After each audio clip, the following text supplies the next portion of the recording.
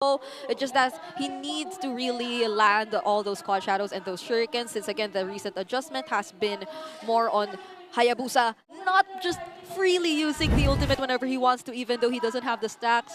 So that's probably just one thing they have to consider. But other than that, Falcons, I feel like they're playing it really safe. I saw multiple Purify spells across the board. Let's see if that's going to result to anything good here. We do see a lot of Purifies and 4 Flickers here for AP Bren. To Mobile Or are they going to be the Legends. aggressor here?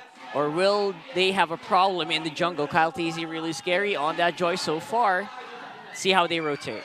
Yeah, that is going to be indeed the idea of AP Bren. So we're expecting them to rotate aggressively and as fast as they can, which is what we are seeing from them right now. They are leashing James Panks really well. He's already gotten his hands on the double buffs, and they will also secure the Little Wanderer from themselves. So at least a very decisive start for AP Bren.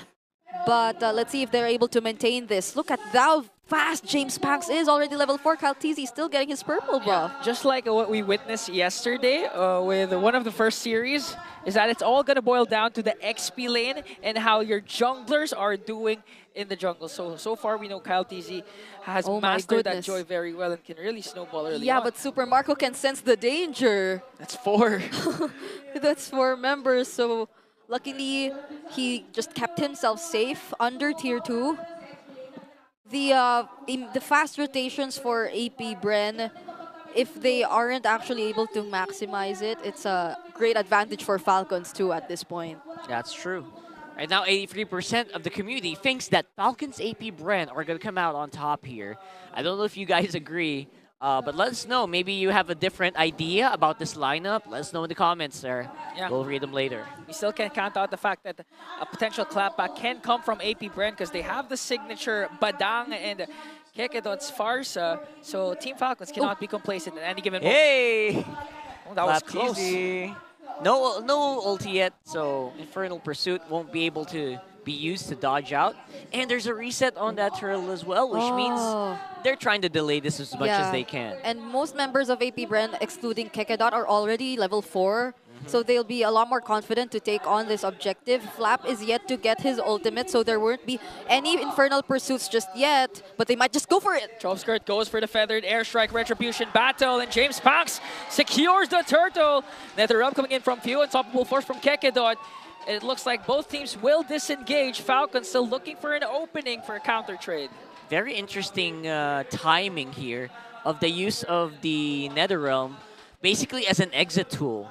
Look at that top lane, though. Oh, is this a one-on-one? Oh, wow, what a one-on-one. Oh! Weaving and dodging the Rhapsodies and Death Sonata. Super Marco stays alive, but he has to respect the damage from the Silent Kid. Okay, they spot Kekedot too.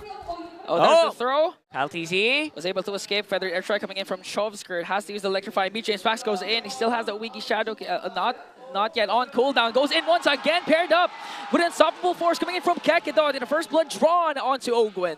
All right, AP Bren are keeping the aggression. This is exactly how they want to play their lineup in the early stages of the game.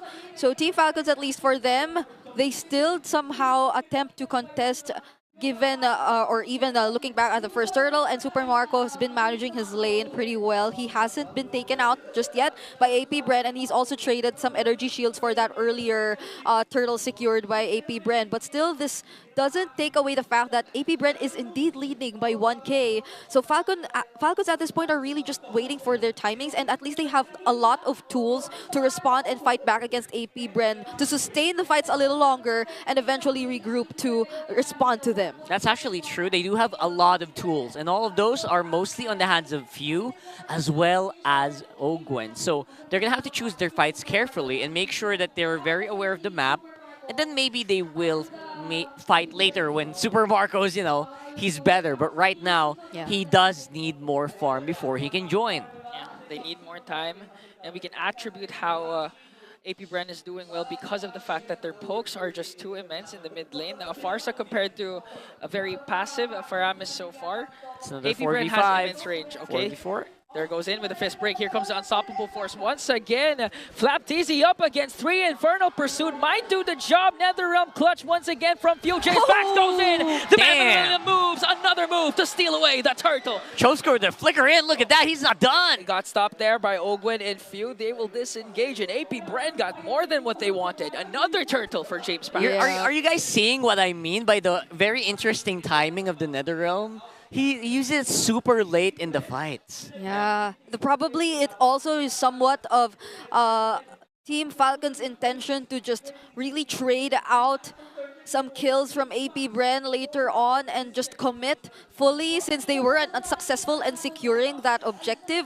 But AP Bren, they just know how to be so careful as well to disengage when they need to and not get all those trades. Since there's no flicker, okay, there's going to be an unstoppable force to throw onto Kyle Teasy, but he was able to dash out.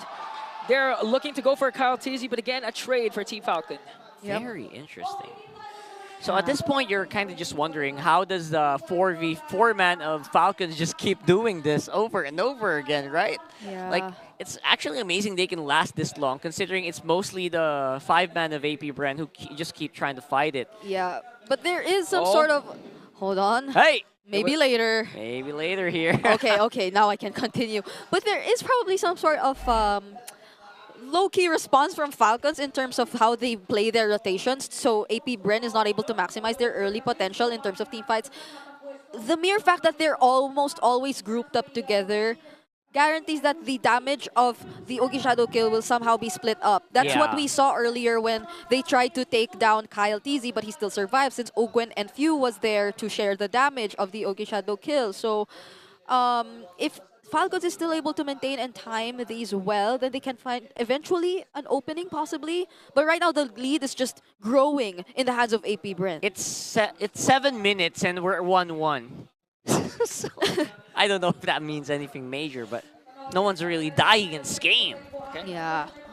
Flapteasy goes right after Kekedo. Chovskirt as well. Unstoppable force for Kekedo onto Flapteasy. Forced to use the Infernal Pursuit. Ogwen with glorious pathway. James Pax once again. 3-4-3 for the man with a million moves. Secures another turtle. That's so consistent how he's always getting the turtle so easily. Yeah, 3 consecutive turtles in the game. Oh no, they get there! Oh, Few pulls there. Forced to use the fist crack almost for El Capitan.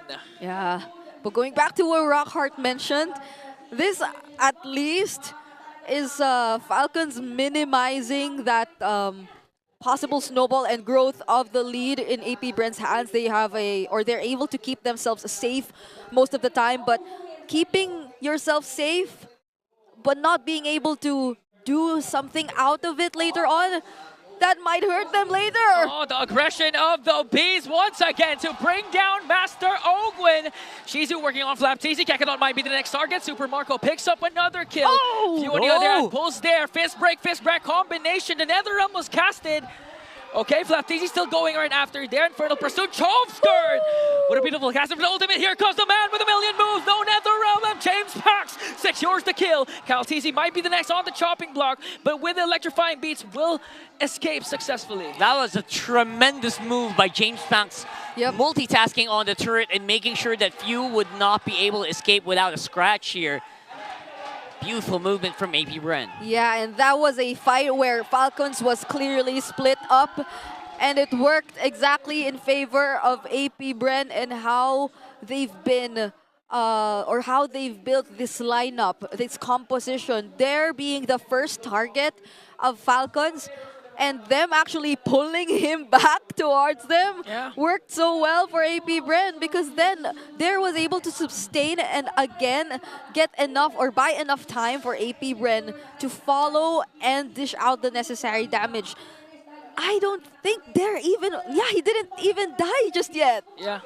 Never died even once. Again, early cast of the NetherRealm because of the damage coming in from James Pax with one Oigi Shadow kill. That's why they had an opening a while ago. It was because they baited out the NetherRealm early on, and when James Pax knew there wasn't any resources left, he went in for the kill up against Few. Yeah, no major resources being used at all. I think that's fine to use the NetherRealm like that. Although here comes Kekedon, he's really committing a lot. Okay. Oh. No one's home though. Unstoppable force for the flicker of Flap TZ. As AP Bren, five-man rotation onto the Lord pit. It's gonna have Falcons is gonna have a hard time trying to contest for this Lord. Yep. Owen will be scouting the area though. Kyle TZ at this point, his entry timings are really going to matter, and his targeting as well. Flicker. Kakedo with the flicker, but Flap TZ with the stop. He manages to throw Owen though and gets feeded off to Shizu. There from the back line, zoning out the members of Falcon as James Black gets the Lord. The next target might be Flap TZ. Infernal Pursuit onto Pive, but the silent kid silent no more once again. James Black one more hit to Kyle TZ.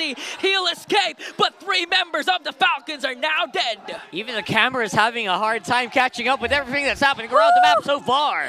Kyle TZ and Super Marco were the only members left, and now it is so difficult for Falcon's few on his stacks.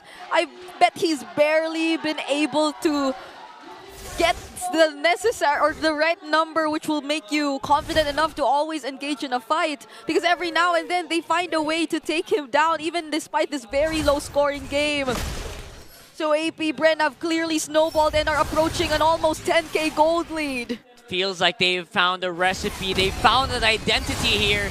Trying to blow it up, and there you go. Oh, there's big the damage from Chobskirt with the feathered airstrike. 11 minutes in, one inhibitor has now been taken down for the side of Team Falcons. Yeah, things could have been so much worse for Falcons in that defense. Only if the minion was tossed a bit earlier from Kekedot, because that would have meant that the Holy Shields would be already gone for that turret, and the Lord would have had entered the base with a very low HP, less than 65%, but they're still about to go for it! Oh, Ogwen, dangerously low here. They were able to stop the Federation coming in from Chobskirt, but Super Marco, the bulletproof is now gone. Next target is Flap TZ. Cal TZ has to back off now.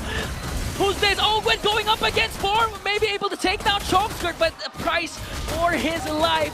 3 members now for Team Falcons. It's only Few and Carl remaining here. Oh, James Fox, they have minions there. Kekedon's ready to eject someone. Shizu just dishing out the damage. Immortality pop for Kekedon. The killing spree coming in from James Fox. And an unbelievable win for AP Bren. That was fast. That was surgical.